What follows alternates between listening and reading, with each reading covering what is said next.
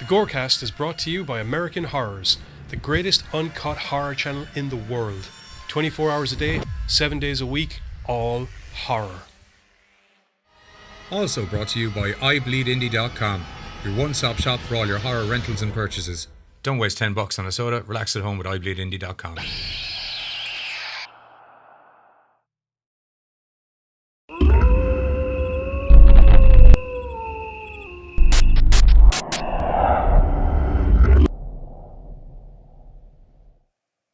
Okay, and we're back from whatever bit we were talking about there a minute ago to the bit we're talking about now. So, as you saw earlier in the week, I sat down and I watched a little bit of Friday the 13th with Jason from Friday the 13th, and I had mentioned that we were going to have a bigger interview on the Gorecast's hashtag episode 13 super Friday the 13th special. As you can see, we've kind of got a bit of a theme here, the theme being, well, the number 13.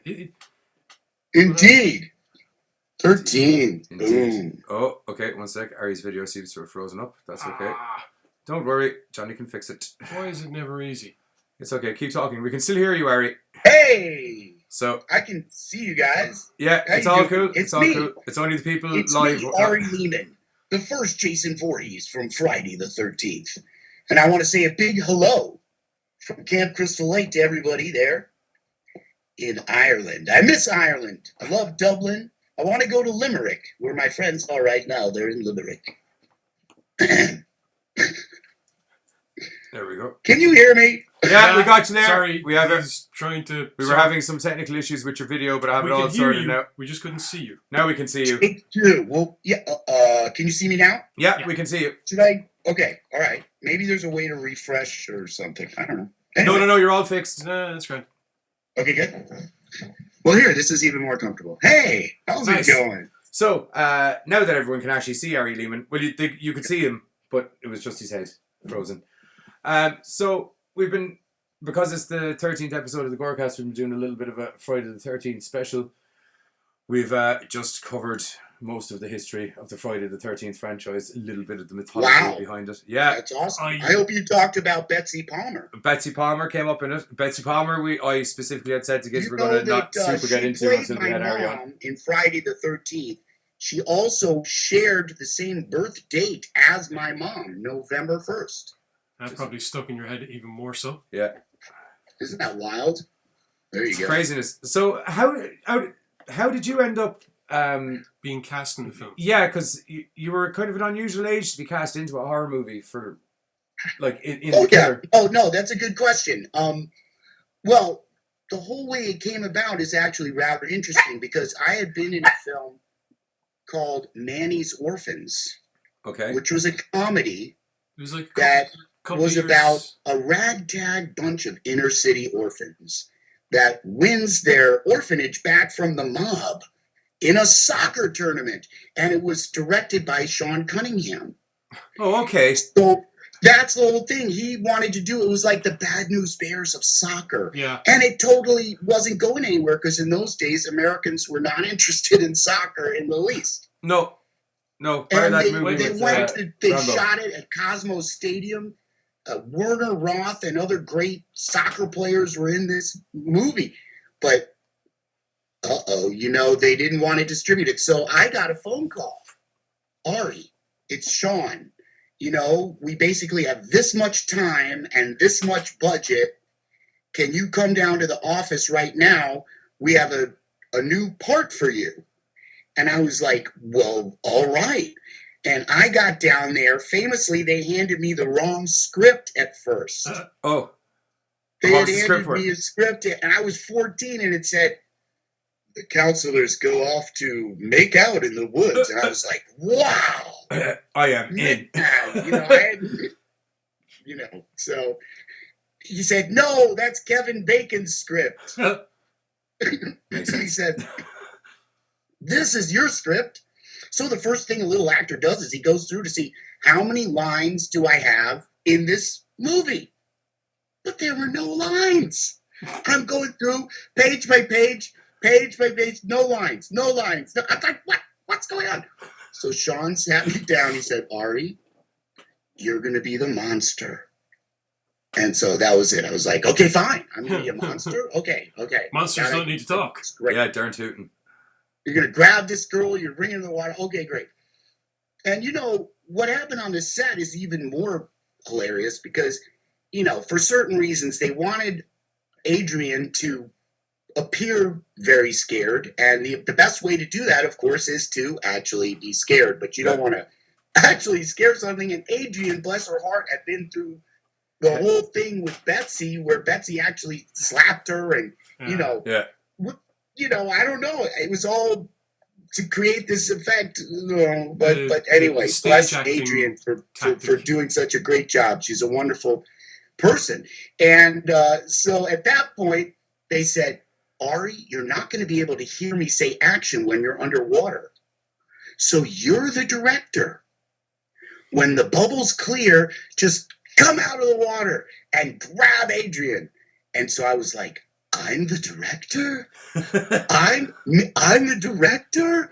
That's all I could think. I was a 14-year-old kid. I was like going after. Adrian didn't see the makeup. I went under the water and I'm like, okay, if I'm the director, I'm just going to come out like gangbusters. Like, this is a horror movie, man. So I came out, I grabbed the side of the boat. I grabbed Adrian and I thought she'd be like, okay, we're playing at the pool, oh, I'm falling in the water. No. She wasn't having it. I came out with real force and she basically says, pulled me off her and fell out the front of the boat saying, oh shit, is what she said. I remember clearly. And so they said, Ari. And then they took her, they blew dry her hair, and then they blew dry, they're looking at me, and all of a sudden it's my fault. Oh yeah, really, it's my right, thanks. Meanwhile, I'm the director. I'm the director. It said, okay, take 2, we want you to just do it more of a pantomime, just go through the motions of what you just did, but not so, So he said kind of slow motion, okay? And Ari, we've got 1 take. I mean, no pressure. Anyway, I felt vindicated when I saw the movie. Because what they did in the end, the famous moment, includes that first take where little Ari comes jumping out all gangbusters.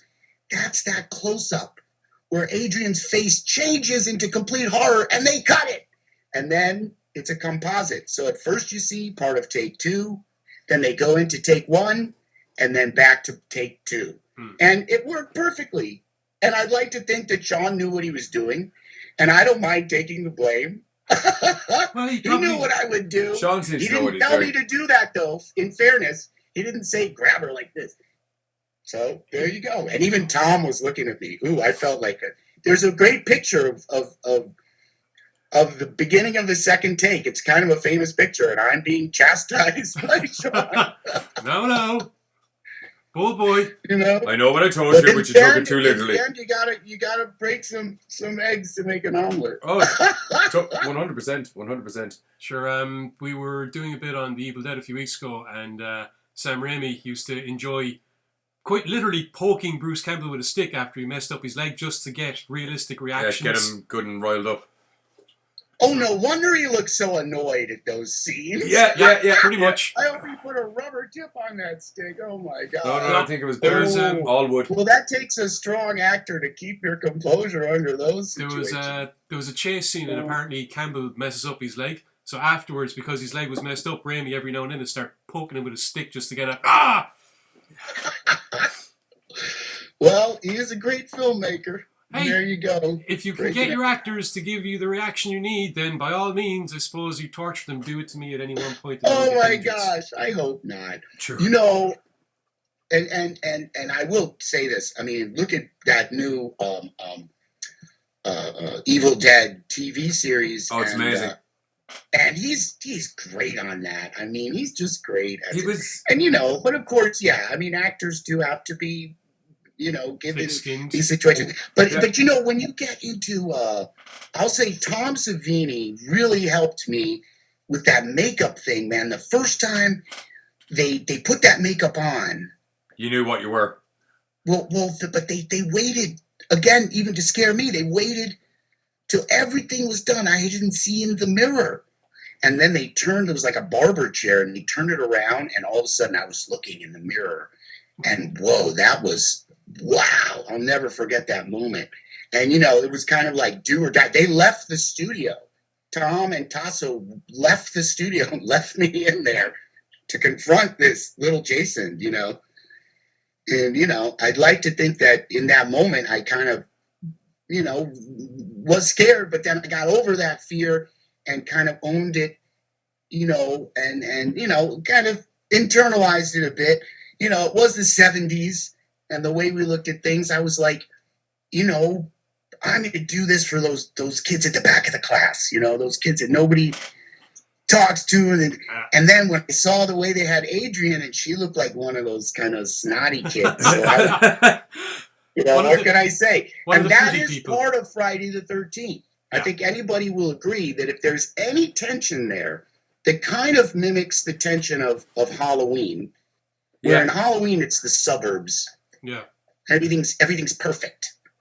But in Friday the 13th, it's a different thing. But there's this rift between, let's say, the people who live in the town and the tourists. And you guys know that thing of like, well, we live here, and you're just coming here for the weekend. Oh, and we know what you're doing at the camp with the fornication and the intoxication and, all the rest of the and then fun. it's a mom, They kind of took two settings that were that would ordinarily be where everything's supposed to be safe. Like summer camps where you send your kids to give you a bit of a break during the summer and everything's supposed to be safe, and then you have the suburbs where it's a nice family and area. That's where, honestly, that That's what makes the invasion scary, because they bring it to you. Even Victor and Sean have mentioned that they kind of took a page from Jaws there, because in Jaws, again, the wonderful bucolic piece of the beach and everybody's just running around in their bikinis, and then it's like, family you are fun my time. lunch. Yeah.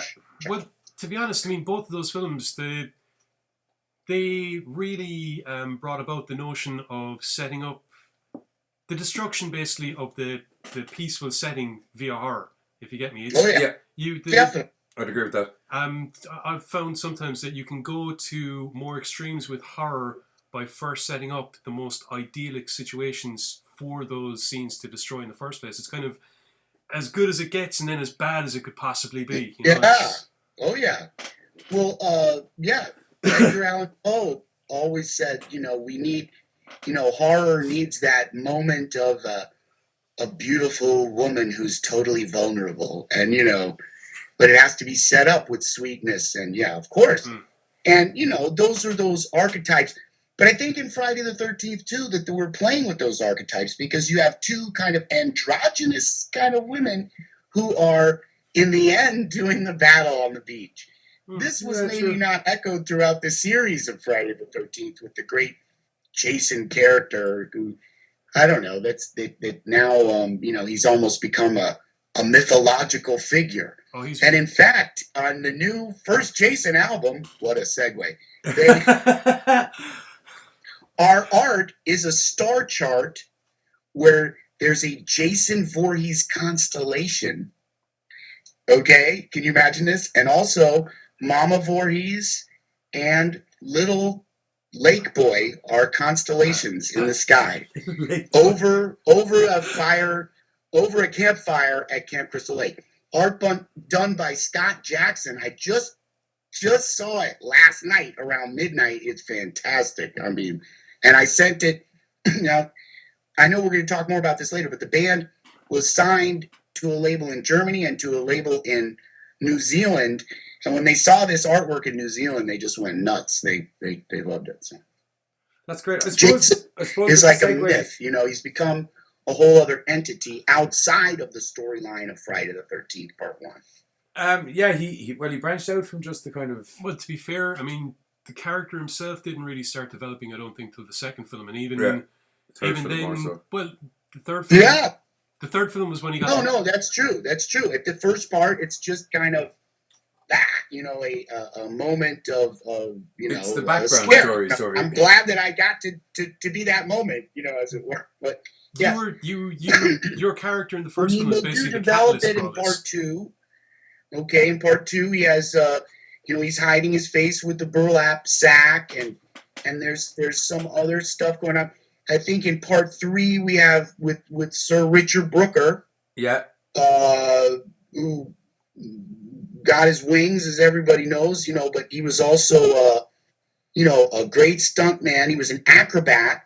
I don't know if you guys know about this, but he was from South Africa. He developed the different acrobatic acts, including the one where there's like a cage and a motorcycle in Really? the cage. You guys know what I'm talking Oh, about? yeah, I know that one. That was Sir Richard Brooker, who brought that from South Africa to UK, then went on to Hollywood to become a stuntman, okay, where he was in numerous television shows, was a championship polo player, directed 10 episodes of Bill Nye the Science Guy.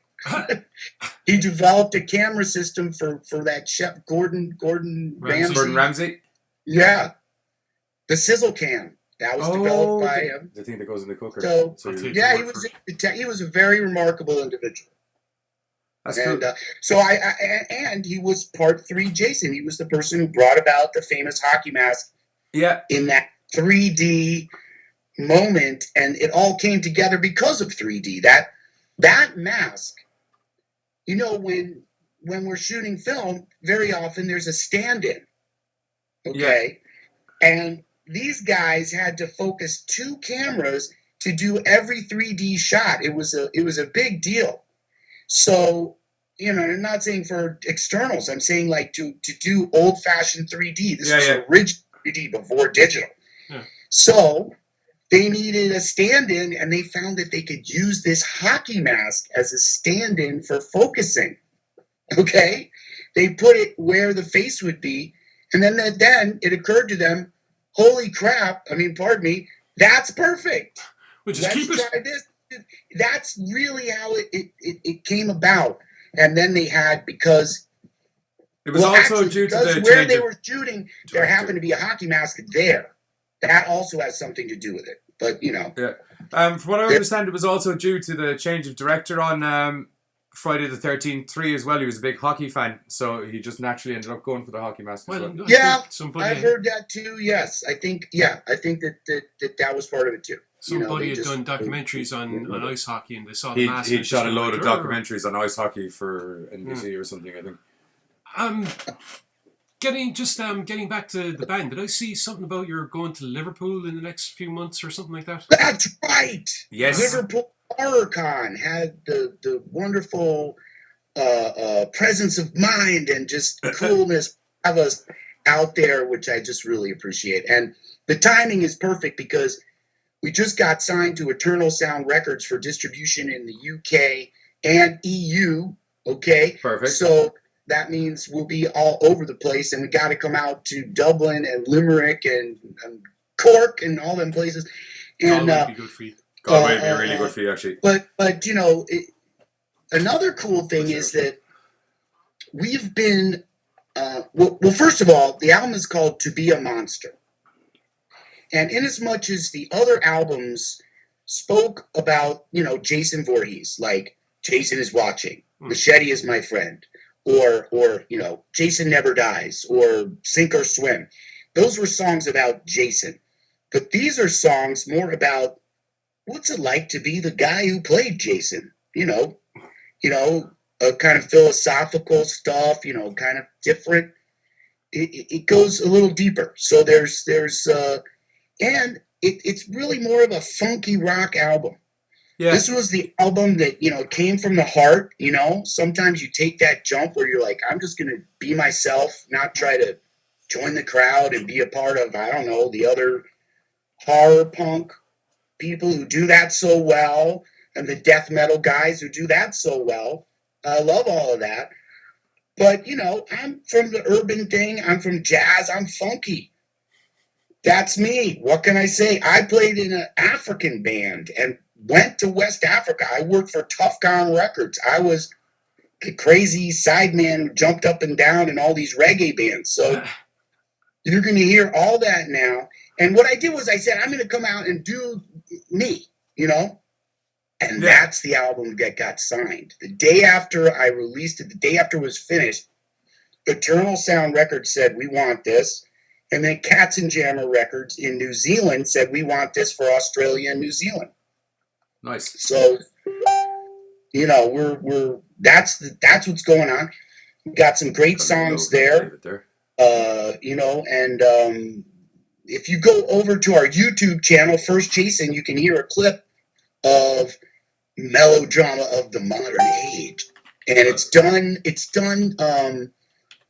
a remix of it done by DJ Voorhees himself. And, so there's 2 remixes. And see, that's the thing, is that, you know, the whole DJ thing, if you'll notice, if you go over to firstjason.com, you'll see our recent shows we've been performing with a DJ. You know, he calls himself DJ Voorhees.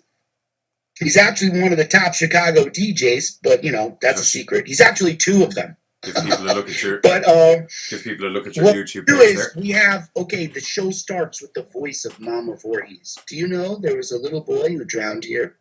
And all the wonderful Harry Manfredini soundtrack elements, Crazy Ralph, you know, Tommy Jarvis, you know, let me get it to you straight about Jason.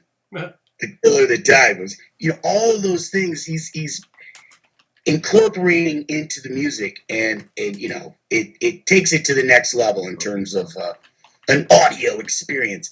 And we have this great guitarist, who studies with Joe Satriani, Eddie Machete, who is fantastic and has, you know, really, really learned this music.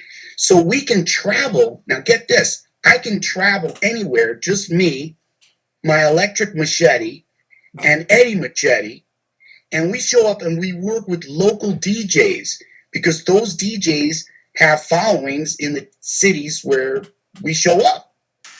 You see what I'm saying?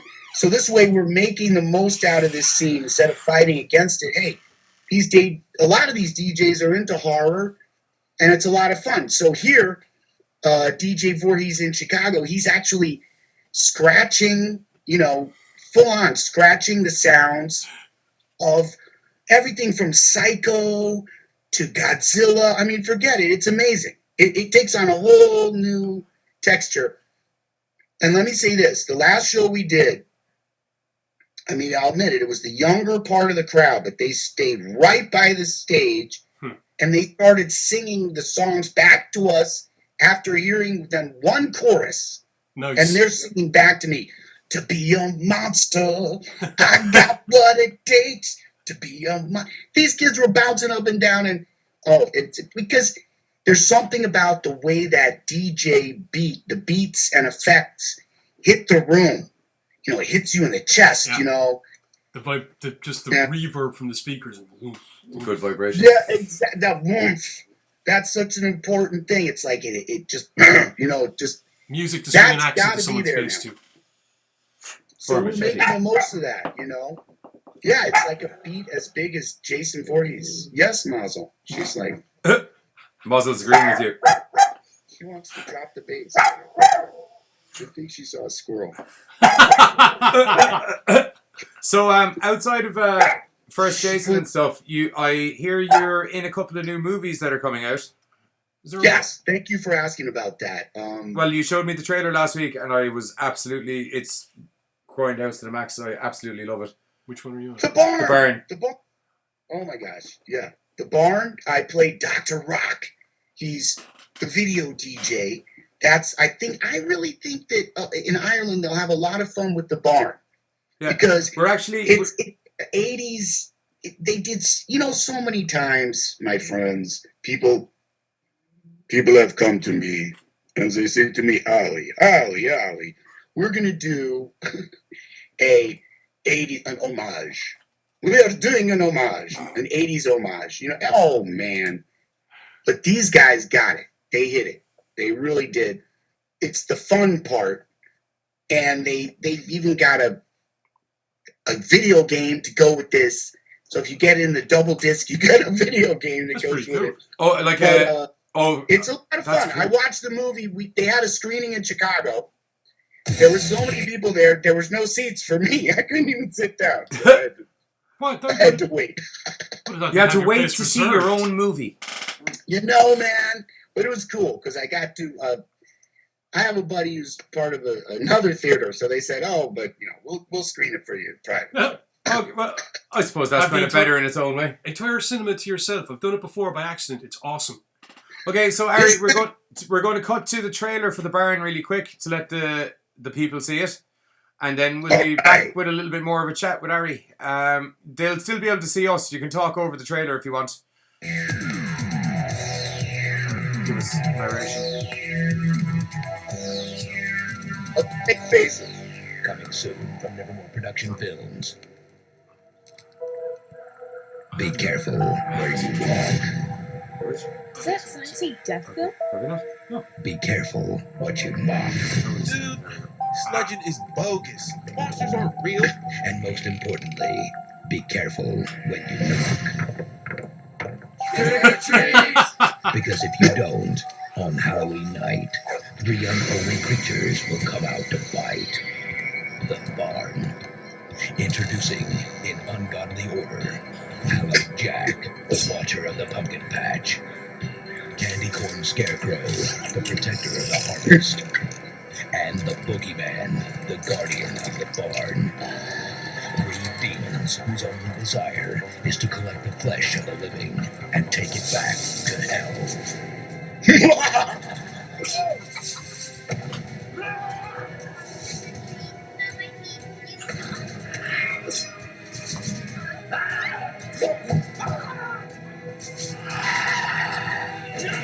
I love that voiceover.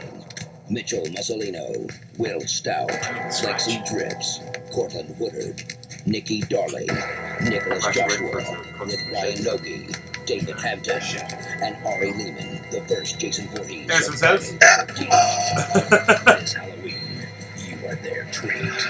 The Barn. The Barn. Oh, I love it. Coming soon to video cassette. I love that too. Keep it authentic. That's brilliant. I love that. No, and you know what? They have got it all. They have they have vinyl for the soundtrack. They have, I think they might even have cassettes of the soundtrack. They have, of course, CDs. They have the movie on DVD, on Blu-ray, but then also, just like they're saying, they have it on video cassette. You can get it on video cassette. It's like, they went all the way with this. The guy's name is Justin M. Seaman. So, and Rock Lehman, okay?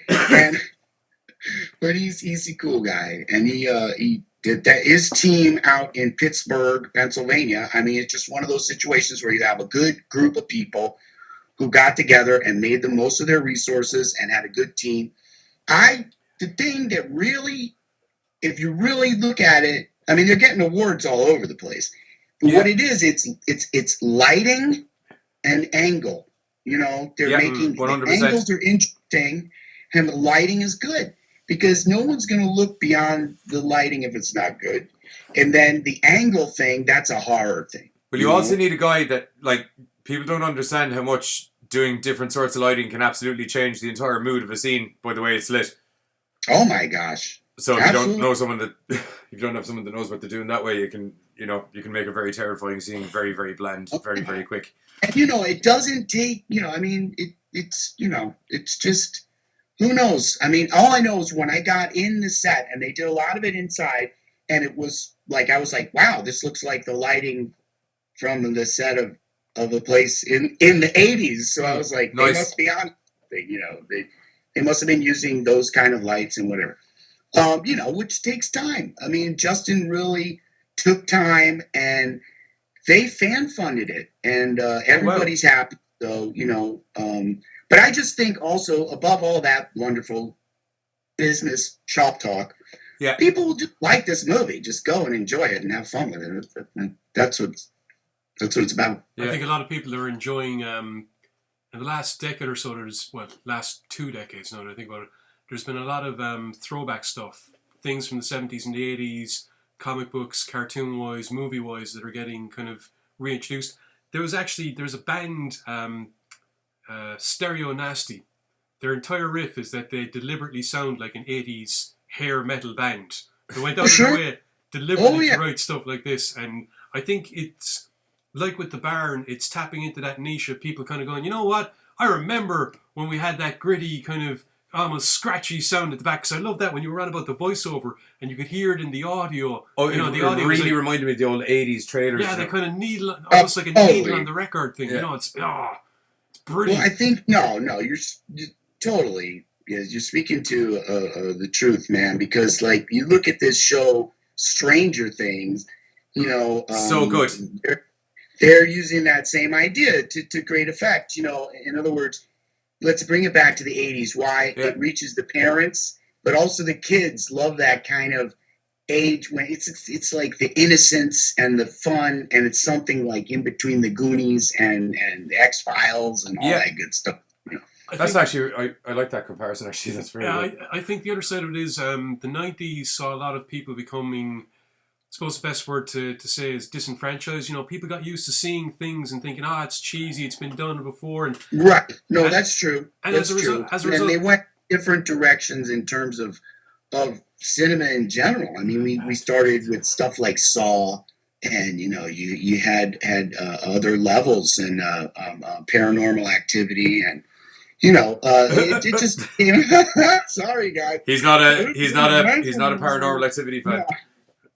No, I can understand. You guys like that horror stuff, which is different. I mean, let's face it, horror, if we're going to, discuss it, I mean, I think that it really is something wherein we're consciously confronting death and mortality but then we're able to play with it a bit in horror. We're able to say, okay, so death.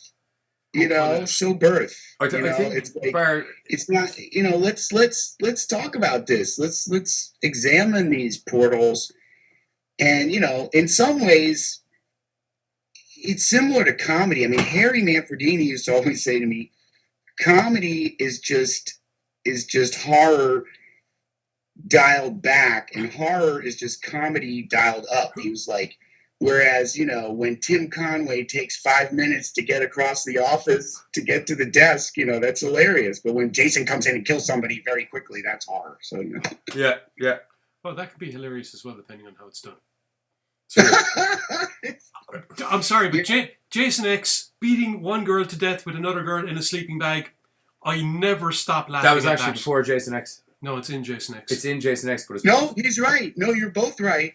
Let me stop you right there, buddy. There wasn't an original kill with the girl in the sleeping bag. Whoa there, sir. To quote the mighty Bush, whoa there, sir. No, you're both right. It was in part 7 and part 10. Thank you.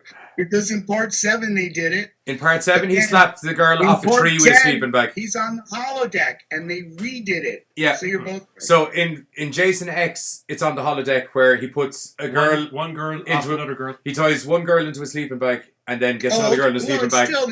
It's the same thing. Yeah. Actually, the first one it's against a tree. Okay. Yeah, first one smack off a tree, and then in the 2009 remake, she gets put into a sleeping bag and burnt to bits. He always says they asked him for the holodeck, what would you like to do again? And he was like, his favorite kill scene. Yeah. Funnily enough, it's epic. Like, do you know what I mean? It just shows the sheer terrifying strength of Jason, because ordinarily you just see him. You see him pick people up and grab them and do that, but it's kind of like, you've got used to, I know. He puts somebody's face through the side of a camper van. Yeah, from that's the true. Inside in one of them. That's actually completely true. Also the good one with the liquid nitrogen, and he freezes her face. Smash! But back to Sleeping Bag. See, the thing about Sleeping Bag that's so cool is it is a classic horror thing. Because it's so brutal, but there's no one in that sleeping bag. Yeah, it's totally safe. It's just Kane beating on a dummy. I mean, I don't mean to blow it for people, but there's nobody in there. But that's what Kane always said to me is the most brutal things are actually the most safe. And then when somebody's involved, you have to be so safe that it, Yeah, Takes it's away hard to the maintain effect. the brutality of it, yeah. Yeah, that's because when you know you're not going to hurt someone, you can just go, woohoo! I'm a break stuff! Unless you don't tell the child that he's going to scare the bejesus out Get of back. a very nice lady. Who, thank goodness, didn't really hold it against me. Well, as you said, it kind of worked out for the best in the end because, better visual scene. Yeah. So that always works. Let That's Kane do what definitely Kane's good at doing. happened. That's definitely what happened. When he jumps out. Oh, that I bit. I think thought you were that, talking about sleeping bag. but now where do we stand?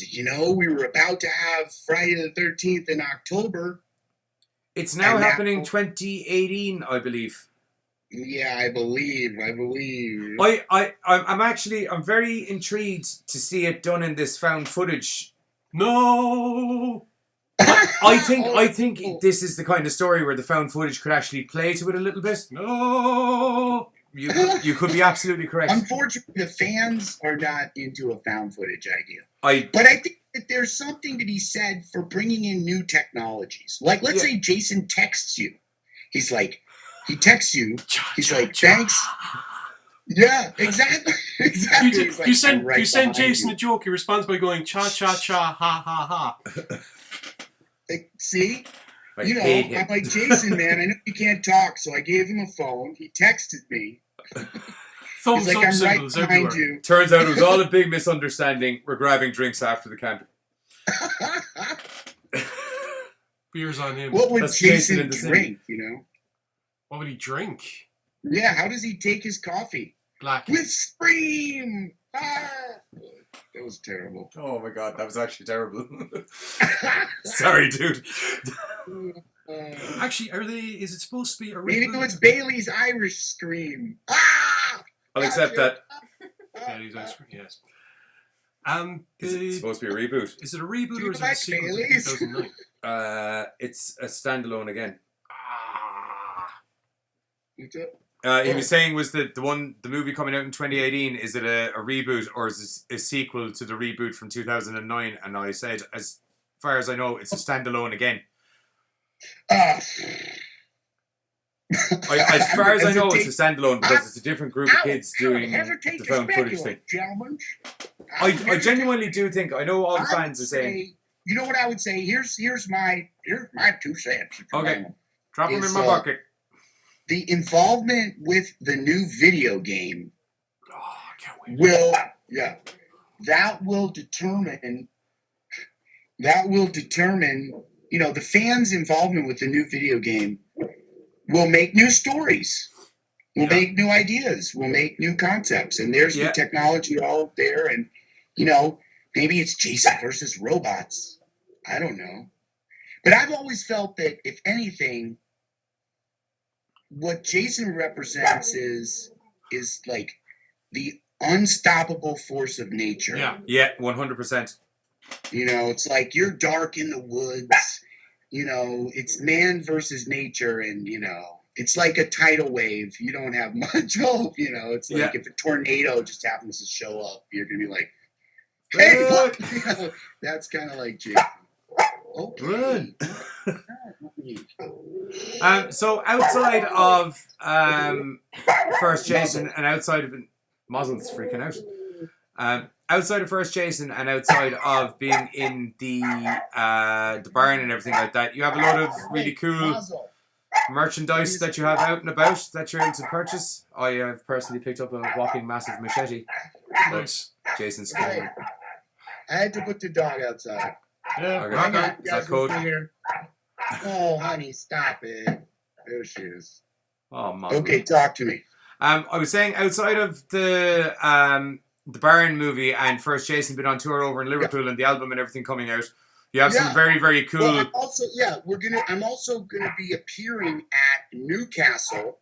Okay. There's a Comic-Con in Newcastle that's happening in May. Brilliant. The event that's going on in Liverpool, that's going to be in October. So that's how we're starting off Halloween 2017 month in Liverpool, and that's where we're going to be. We're going to have First Jason band there. but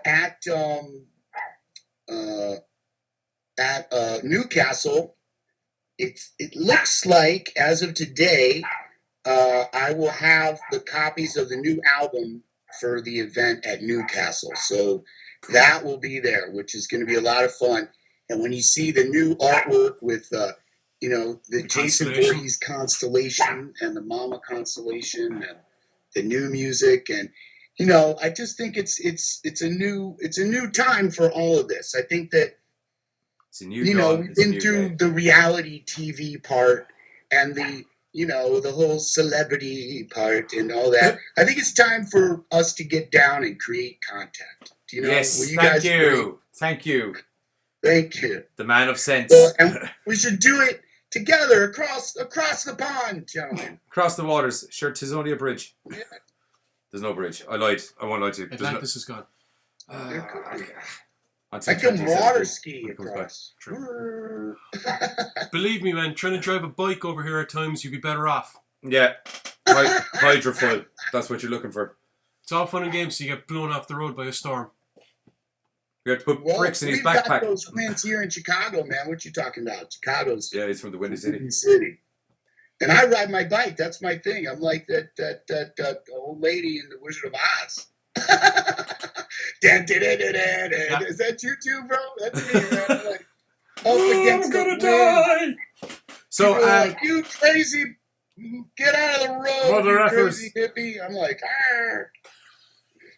Well, I don't know if it's the same in Chicago, but over here, things with four wheels pay no attention to things with two wheels whatsoever.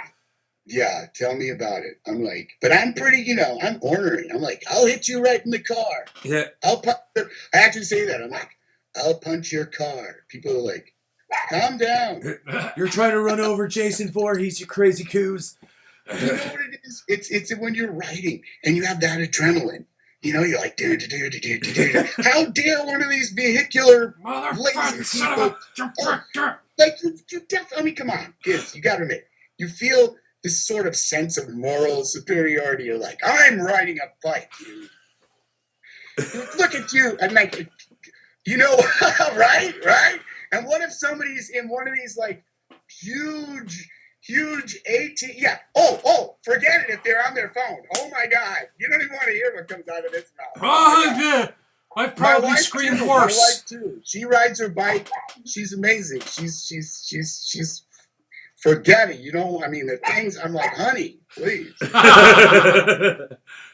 Have mercy. But so there's more and more in my great nation. My brothers and sisters here have decided that having a gigantic car that's probably appropriate for being a contractor and filling your car full of like heavy bricks. But these people aren't contractors. They like work at Starbucks or something, and they're like, here's my gigantic car. And then there's only one person in there. Okay. And let's drive at 5 miles an hour. To conserve the fuel that I'm burning by now, the what if Jason showed up, and he was like, that's it. Defender of the bicycle rider. No, maybe. Although, in the defense, if Jason did show up... On a big mad-ass trike. Yeah! Spiked wheels and everything. On a Roman chariot. Please don't ever trust on the Gorecast. It's never been seen before. He'd be like, what about Crazy Ralph? Crazy Ralph on his bicycle. We could have like a whole, like he could be like zombie Crazy Ralph comes back from the dead. Better yet, on the trike, I've seen it done before, a wee little back case, you open it up and there's Ralph and he's just holding a little harpoon gun and...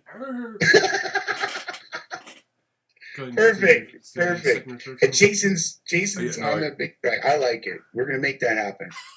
One thing that we do, first Jason does is, like a lot of bands out there do Kickstarters and stuff, and that's great.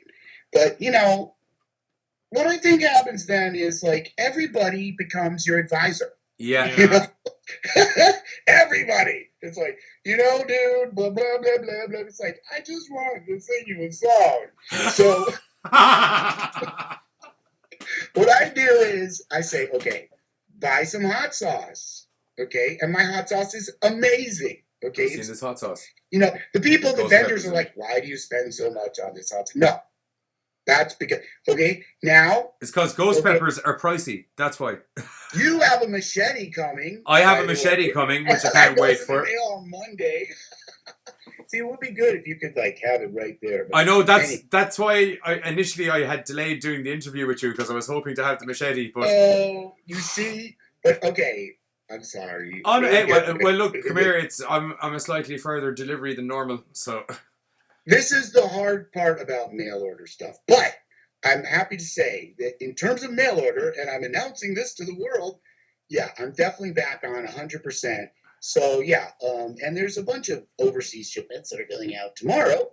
Excellent. But yours first and foremost, sir. But yeah, machetes.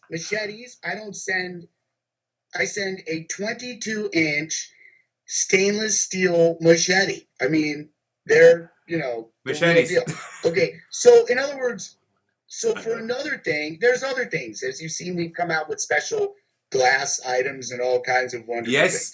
So, not the normal ornaments to get your mother for Christmas, unless, I don't know, I had a granny on my Facebook page. But now, what I was getting on to say with this content idea, so when we really want to do something with our fans, so we say, hey, support us, and we will put you in a music video where you will get killed by Jason Voorhees. And we've done 3 of these, actually. We did Jason's Bride, we did Victim, and we did Heed My Warning, all of which you can see at, my YouTube page. But they star our fans. So in other words, you pay us, Jason kills you on screen.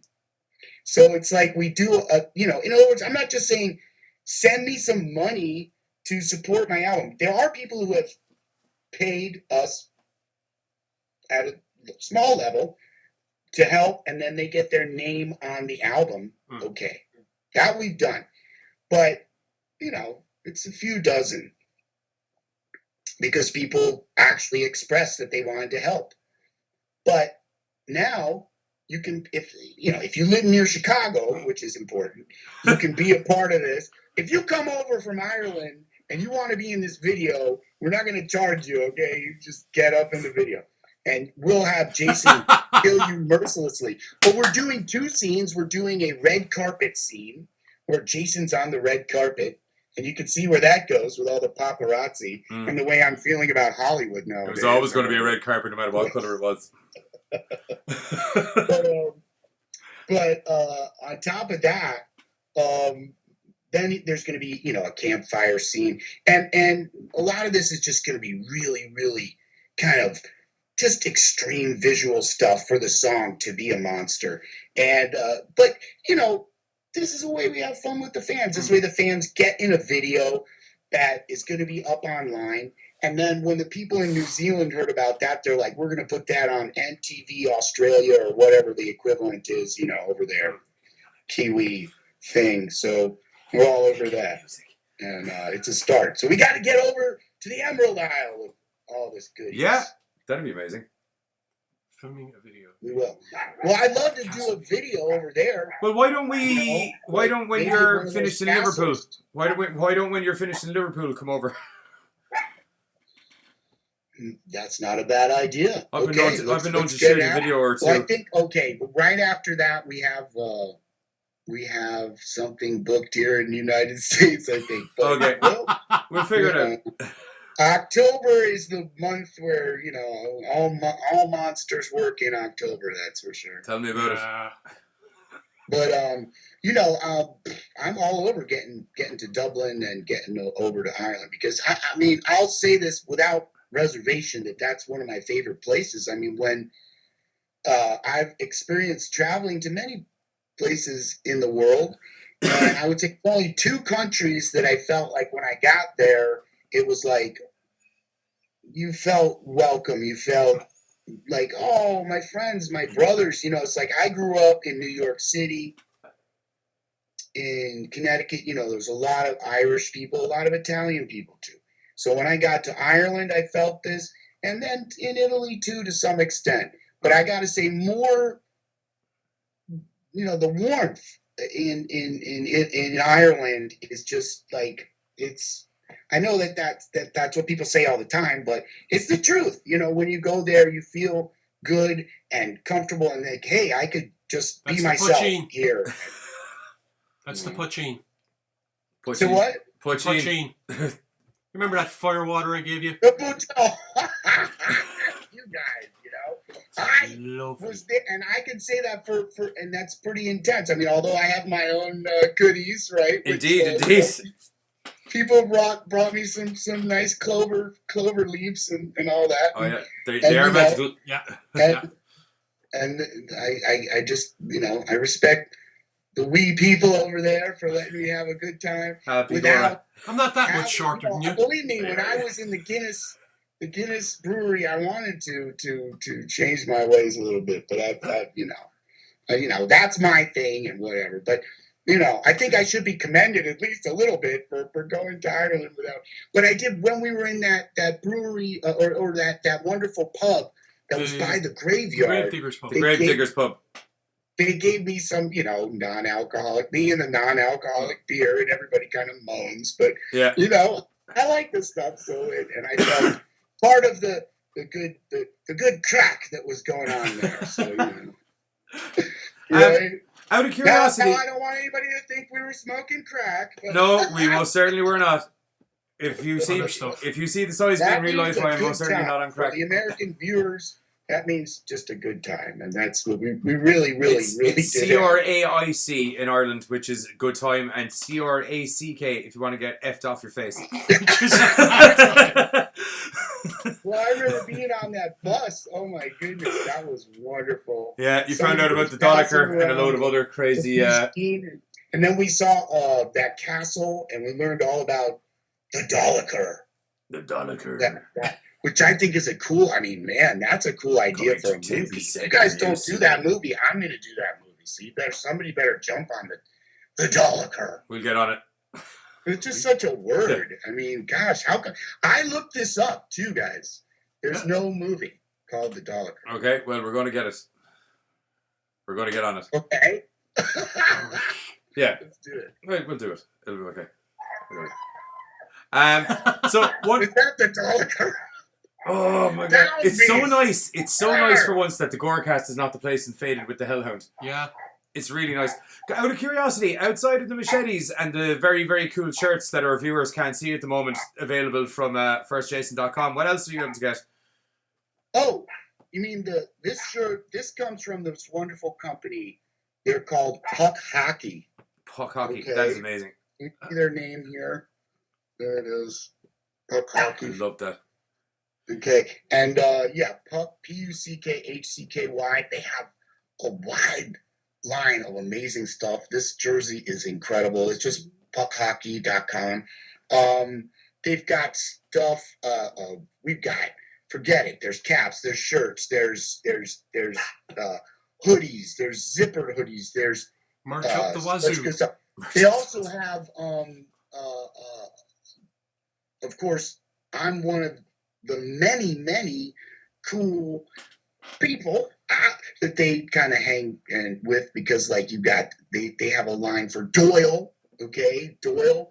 I actually kind of was instrumental in introducing them to Doyle, and Doyle now they have a whole Doyle line. So you know, and I know he's been over there overseas rocking out and doing a lot of shows, and nice. He's kind of, you know, I'm sort of friends with him, and so they do a line for him too. But also all these hockey stars and just good stuff. And I got to admit that their products are like amazing. That's great. Yeah. So Ari, I think t-shirts. If you come to a show and see us, that we have, they're very rare. These different First Jason t-shirts, but we're gonna come out with a solid line of that. But these guys are making up for it in the meanwhile, and caps and everything.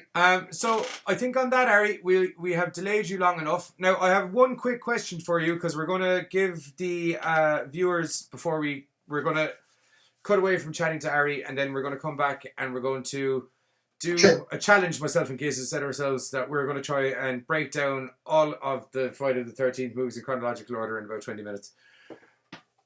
Okay. Okay, but With first, if you were to pick Yeah. a first Jason song for the fans to have a listen to, what one are we throwing on?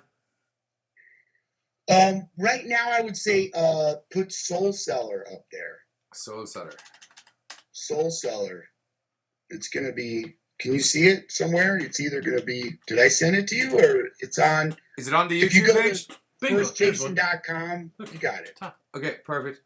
Okay, so we're gonna, from myself and Giz, we'll see you in about, how long is this video? We'll see you in about 3 minutes and 39 seconds. Ari, thank you so much for joining us, and thank you so much for, as I said earlier in the week, where we sat down and Am I watched some done? I'm done. Yeah, if that's okay with you, bro. Yeah. No. I just want to make sure you guys got what you need. Yeah, no, that's all Cheers perfect. for coming on, man. Brilliant having you on. Thanks a lot, Ari. Thank you so much. You I'll guys see you are the later, mate. best. Catch you next time, man. Good Right, luck. we'll see you later, and we're going to cut away to first Jason now, where you'll get to see a little video called Soul Seller. Not a video, you'll get to see a track called Soul Seller. And then I hit the thing, and I hit the thing, and then I hit the